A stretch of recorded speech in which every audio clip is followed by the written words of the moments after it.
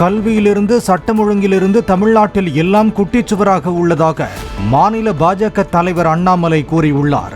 சென்னை திருவான்மையூரில் நடைபெற்ற பட்ஜெட் விளக்க கூட்டத்தில் பேசிய அவர், தமிழகத்தில் அரசு பள்ளியில் 8ஆம் வகுப்பு படிக்கும் மாணவர்களில் 38% பேருக்கு 2ஆம் வகுப்பு தமிழ் பாடம் படிக்க தெரியவில்லை.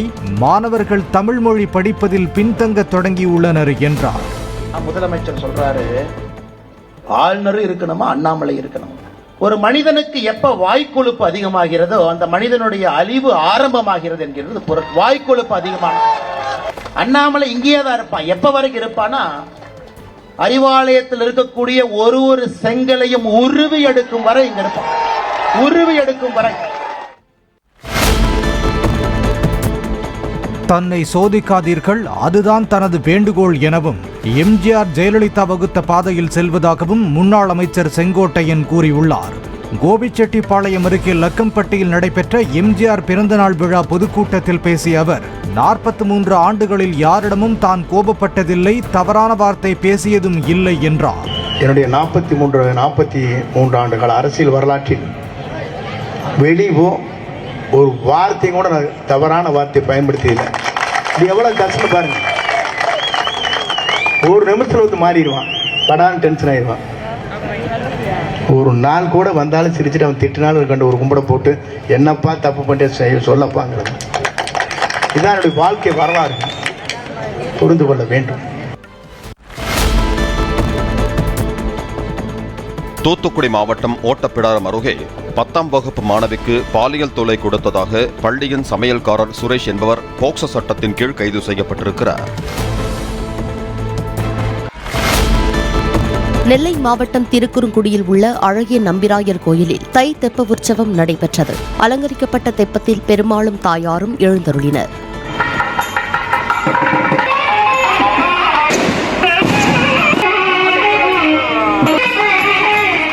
ஸ்ரீவைகுண்டத்தில் நடைபெற்ற தை தெப்ப திருவிழாவில் கள்ளப்பிரான், நத்தம் எம் இடர்கடிவான், திருப்புளியங்குடி காய்சினி வேந்த பெருமாள் ஆகிய 3 பெருமாள்கள் வலம் வந்தனர்.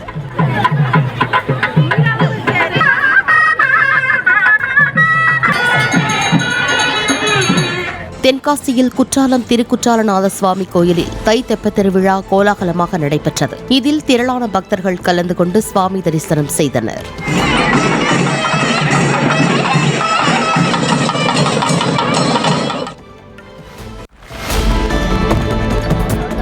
உலக நாட்டிய தின விழாவை முன்னிட்டு தமிழக அரசின் கலை பண்பாட்டுத்துறை சார்பில் கரூரில் உள்ள கல்யாண பசுபதீஸ்வரர் ஆலயம் அருகே பரதநாட்டியம், ஜிக்காட்டம் போன்ற கலை நிகழ்ச்சிகள் நடைபெற்றன.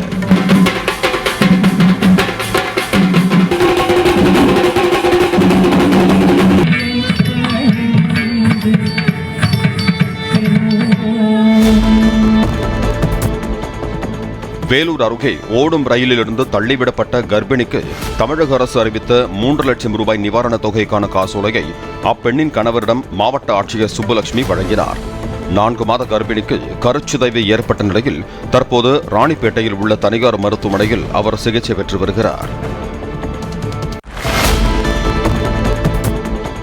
தர்மபுரி அடுத்த அதியமான் கோட்டையில் காவல்துறை சார்பில் போலீஸ் அக்கா திட்டம் தொடக்க விழா நடைபெற்றது. பள்ளி கல்லூரி மாணவ மாணவியர் தங்களுக்கு உதவி, பாதுகாப்பு தேவையெனில் செல்போன் ஆப் மூலமாக தொடர்பு கொண்டால் போலீஸ் அக்காக்கள் உடனடியாக உதவுவர் என்று காவல்துறையினர் தெரிவித்தனர்.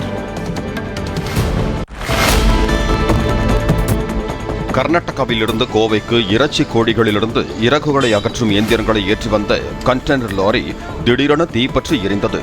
தீயணைப்பு வீரர்கள் நெருப்பை அணைப்பதற்குள் 20 இயந்திரங்கள் எரிந்து சேதமடைந்து விட்டதாக கூறப்படுகிறது.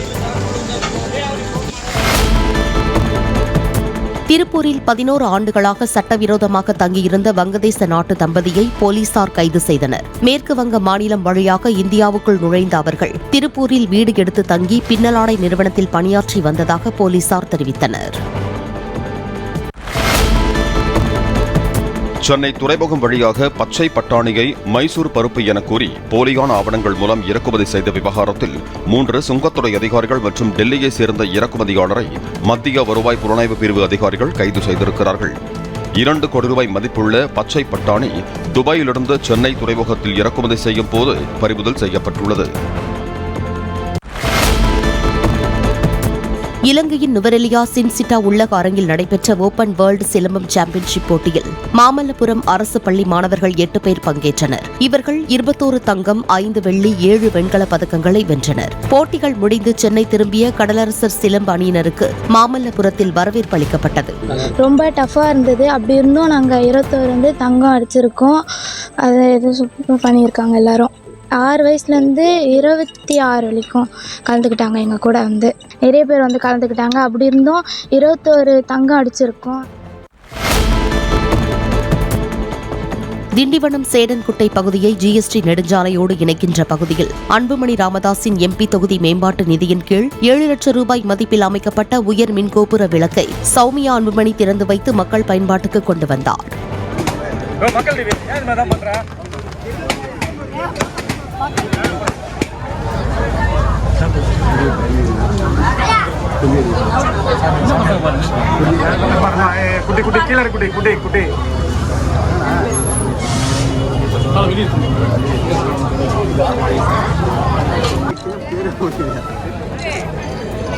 எடுத்துட்டீங்களா?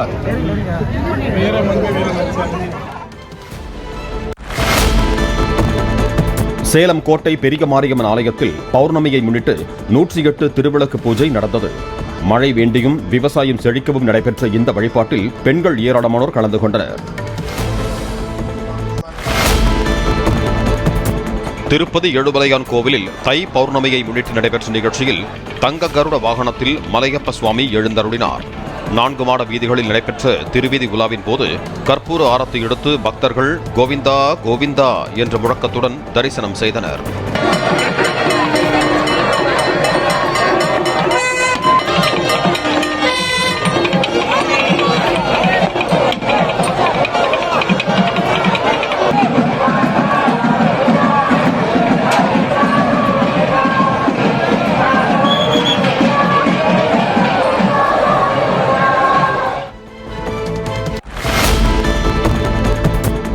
காஞ்சிபுரம் வரதராஜ பெருமாள் கோவிலில் தொடங்கிய 3 நாள் தெப்ப உற்சவத்தில் அத்திவரதர் உள்ள ஆனந்த சரஸ்குளத்தில் ஸ்ரீதேவி பூதேவி தாயார்களுடன் வரதராஜ பெருமாள் தெப்பத்தில் எழுந்தருளி பக்தர்களுக்கு காட்சியளித்தார்.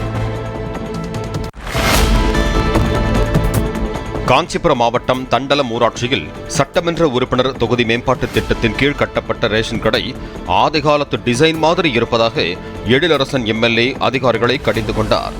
புதிய கட்டிடத்தை திறந்து வைத்த அவர் இனிமேல் தனது தொகுதி மேம்பாட்டு நிதியில் இது மாதிரியான டிசைனுடன் ரேஷன் கடை கட்ட நிதி கேட்காதீர்கள் என்றும் அவர் கூறினார்.